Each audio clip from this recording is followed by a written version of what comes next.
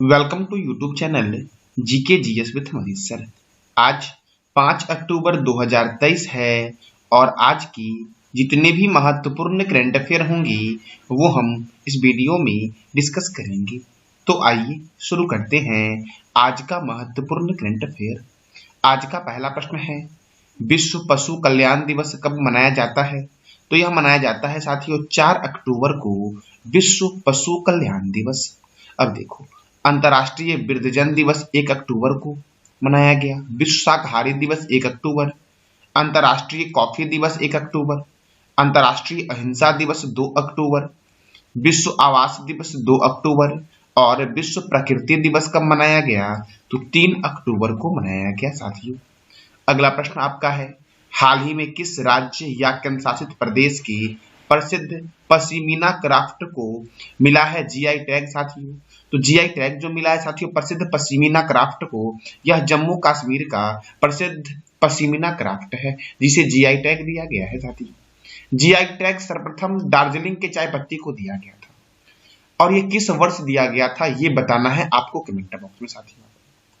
अब जम्मू कश्मीर, तो जम्मू कश्मीर के उपराज्यपाल है मनोज सिन्हा और यहाँ पर है डांची ग्राम अभ्यारण्य, किश्तवाड़ राष्ट्रीय उद्यान, तुलबुल परियोजना झेलम रिवर पर है जम्मू कश्मीर में, पालक दुल जल विद्युत परियोजना मारूसुदर नदी पर है जम्मू कश्मीर में साथियों।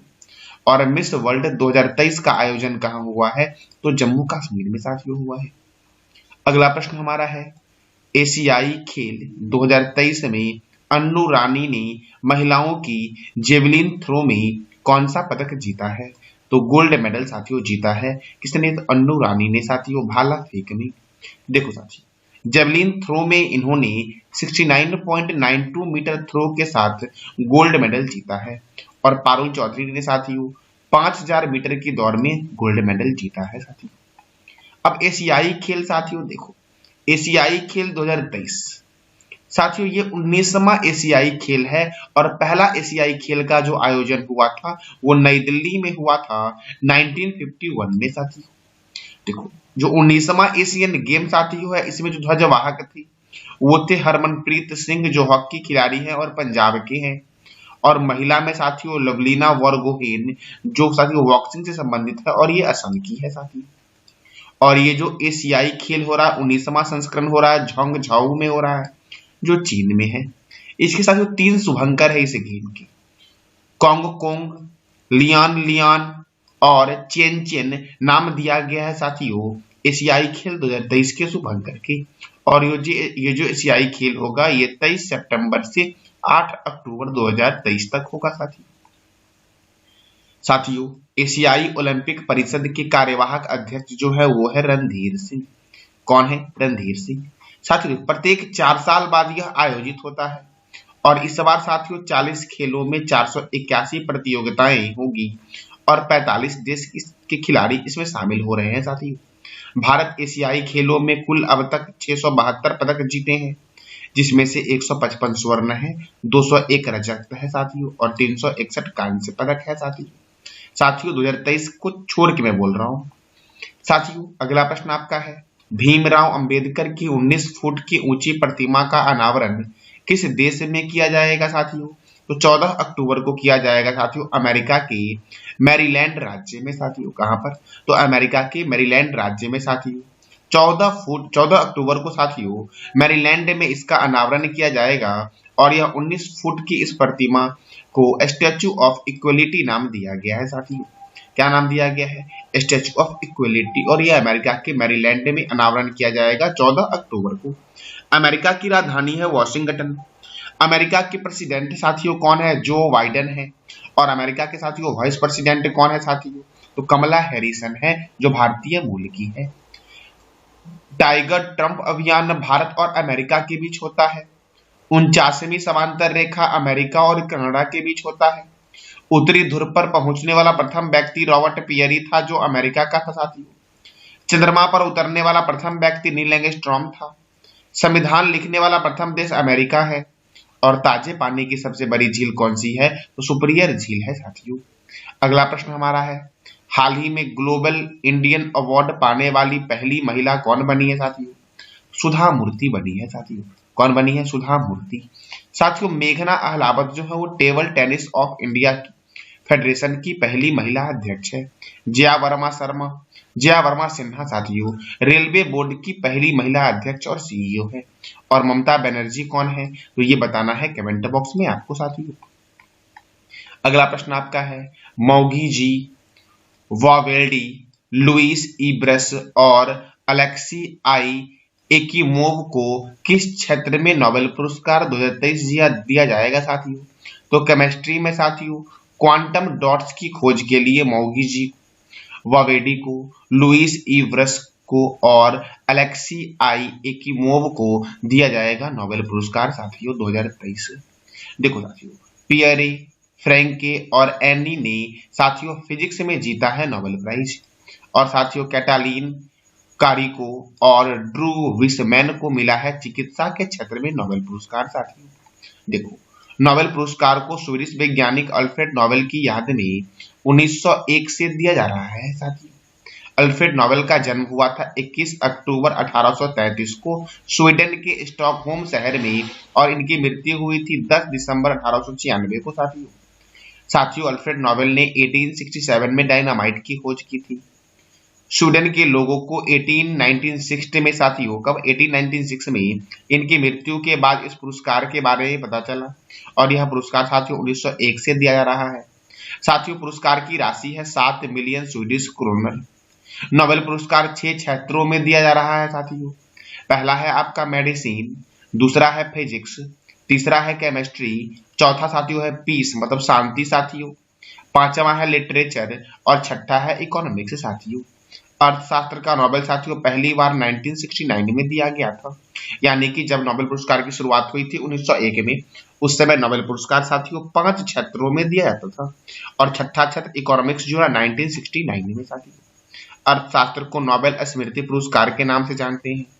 शांति के लिए दिए जाने वाला नोबेल पुरस्कार ओस्लो में, जबकि बाकी सभी स्टॉकहोम में दिया जाता है, यानी कि शांति का नोबेल पुरस्कार कहाँ मिलता है? ओस्लो में। देखो साथियों नोबेल पुरस्कार विजेता भारतीय मूल के व्यक्ति जिसमें रविंद्रनाथ टैगोर को 1913 में साहित्य के क्षेत्र में दिया गया, डॉक्टर सीवी रमन को भौतिक के क्षेत्र में 1930 में दिया गया, डॉक्टर हरगोविंद खुराना को चिकित्सा के क्षेत्र में 1968 में दिया गया, मदर टेरेसा को शांति के क्षेत्र में 1979 में दिया गया, डॉक्टर एस चंद्रशेखर को भौतिक के क्षेत्र में 1983 में दिया गया, डॉक्टर अमर्त्य सेन को अर्थशास्त्र के क्षेत्र में 1998 में दिया गया, बीएस नाइपोल को साहित्य के क्षेत्र में 2001 में दिया गया, वेंकट रमन रामकृष्णन को रसायन विज्ञान के क्षेत्र में 2009 में दिया गया, कैलाश सत्यार्थी को शांति के क्षेत्र में 2014 में साथियों दिया गया था।